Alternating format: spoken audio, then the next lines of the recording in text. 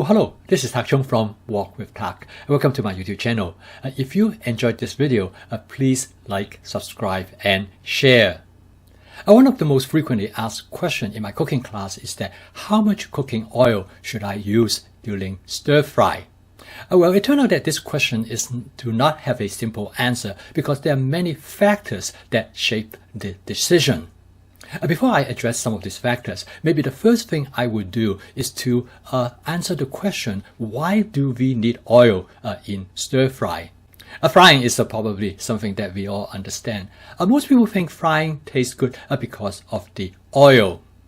Yes, oil does make the food taste a little bit better, but that is not the main reason. Now, there's two primary ways for you to cook on top of the stove. One is to cook with water. Another way is to cook with oil. Of course, we all know that heat is the primary driving force for cooking. But when you cook with water, the temperature of the heat can only get up to the boiling point of the water. Since the boiling point of water is 212 degrees Fahrenheit, so the heat for cooking the food ingredients could never exceed that temperature. Now, when you cook food with oil, the heat could be much higher in temperature because the temperature of the oil could go all the way up to about 450 degrees. This temperature is frequently known as smoking point. You can imagine this temperature is just like you boiling water, and in this case is that when the oil reaches this temperature, it starts to break apart. So because of this reason, you are limited by this temperature. Now, there's a chemical reaction which is famous in food science. This chemical reaction is known as the Maillard reaction.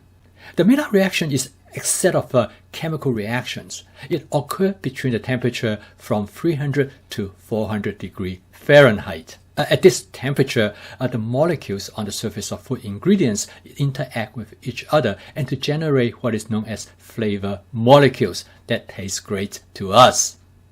Since when you cook with oil, you can reach that temperature range, and that's why food that are being fried tastes better. Whereas in boiling, the temperature can only get up to the boiling point of the water, which is 212 degrees Fahrenheit. That's the reason why when you boil food, it will not taste as good as when you fry food.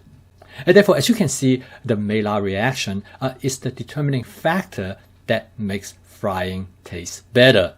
Of course, this is also same is true when you bake food, when you roast food, or when you grill, because in all those cooking circumstances, you can reach the Maillard reaction temperature. Well, this is the reason why fried chicken tastes better than boiled chicken. And particularly when you coat the chicken with some breading, the crispiness makes fried chicken even more attractive. So you might ask if we fry food and make it taste better, why we make such a big fuss about it? There's two primary reasons that fried food is not as good. Both of the reasons is associated with the oil that we use in frying. So you probably know already what the problem with oil. The first problem is that oil has a lot of calories. Just imagine 1 tablespoon of cooking oil has 120 calories. This is equivalent to a can of pop soda. Quite often when you stir fry, depending on what you are cooking, you might use up to 2 tablespoons of cooking oil. In this case, you might find yourself adding 240 calories to the dish. So if you are on a diet and you want to control your body weight or lose weight, then cooking with a lot of cooking oil definitely is not a good idea. The second reason is that oil tend to increase blood cholesterol level. Oil are made up of a composition of different type of chemical molecules known as fatty acid. When this fatty acid enters into the body, particularly when it goes to the liver, it will be converted into cholesterol. When blood cholesterol gets too high, it will tend to form what is known as atherosclerotic plaque. Those will accumulate in blood vessels and cause blood blockage. A narrowing of a blood vessel wall will lead to high blood pressure. As you might heard that some cooking oil is better than other, the reason is because of differences in their fatty acid compositions. These differences could make one cooking oil less likely to increase cardiovascular diseases. However, no matter how you look at it, excess consumption of cooking oil is not a good idea. So based on this discussion, it was very clear that we have to use some cooking oil to cook the ingredients. But the point is that how much should we use? So the basic guideline is that you should use enough cooking oil to coat the surface of the food ingredients without any excess. So every time when I start cooking a dish, I will judge how much cooking oil that I will need, then I will add that amount. Hopefully, I did not add too much. However, this could be difficult to judge because different food ingredients take up different amount of cooking oil. Some ingredients, such as the broccoli, particularly the broccoli florets, it absorbs a large quantity of cooking oil. Whereas in the case of green bean, it hardly take up any cooking oil at all. The problem is that when you don't have enough cooking oil, a food tends to stuck to the bottom of the wok and it will get burned. Because when there are not enough cooking oil on the surface of the wok, the food ingredient will come into direct contact with the metal of the wok. This will cause the food ingredients to get burned. So as you can see, the cooking oil plays two important roles. One is to create a temperature range between 300 and 400 degrees Fahrenheit for the Maillard reaction to take place. And the second function is for the oil to provide a protective layer so that the food ingredients will not be in contact with the surface of the wok and get burned. So one strategy that I often use to avoid adding too much oil to the wok is by starting out to add just enough, and then as I cook, if I see that I will need more oil, then I will add more. This method actually worked really well. It prevents me from adding too much oil right from the beginning. So okay, you might say if I do not want to use any oil at all, would that be possible? Yes, it turned out to be possible because there's a method that instead using oil-based stir-frying is to use water-based stir-frying. In this method, you add the food ingredients directly to the wok. When the temperature of the wok gets too high, when the food starts to get burned, then you add just a little bit water at a time to modulate the temperature of the wok. As you can see here, the wok is very hot because as soon as the water hits the wok, it starts to form beads and evaporate almost immediately.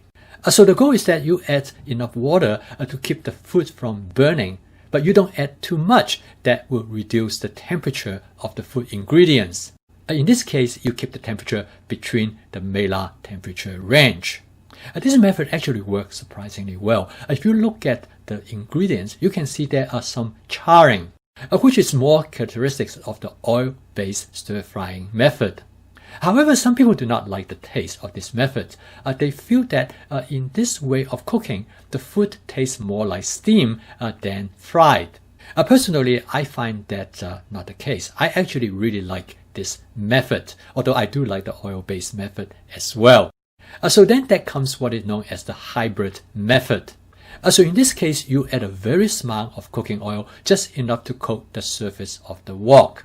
For example, in here, I use only about half tablespoon of cooking oil. As you can see, once I add the food ingredients into the wok, it takes up the oil very rapidly. However, I'm going to fry it in this low level of oil until I exhaust all the oil. But however, it will give the ingredients a oil-based frying flavor. And then I finish the remaining of the frying process, use the water-based method. So as you can see, the goal of achieve the Maillard reaction temperature range is the key for oil-based frying. But at the same time, you notice that by using water-based frying, you can also achieve that temperature range. Ultimately, you probably can have the best of the both worlds by using the hybrid method. So in summary, stir frying is a very flexible technique, and there are many nuances how you actually will do it. To me, this is the benefit and power of home cooking because you allow you to control the cooking process exactly the way how you like it. This will allow you to balance between taste preference and nutritional benefit. As you become more familiar with this different type of stir-frying methods, you probably will come up with other type of combination to suit exactly how you like it. So in summary, the answer to how much oil should you use in your stir-fry is probably a little bit more complicated than what you would like to hear. But knowledge is power. I hope by having this understanding, you will have a much better control of the amount of the oil that you want to use in your stir fry. Thank you for watching. If you enjoyed this video, please like, subscribe, and share. I'll see you next time.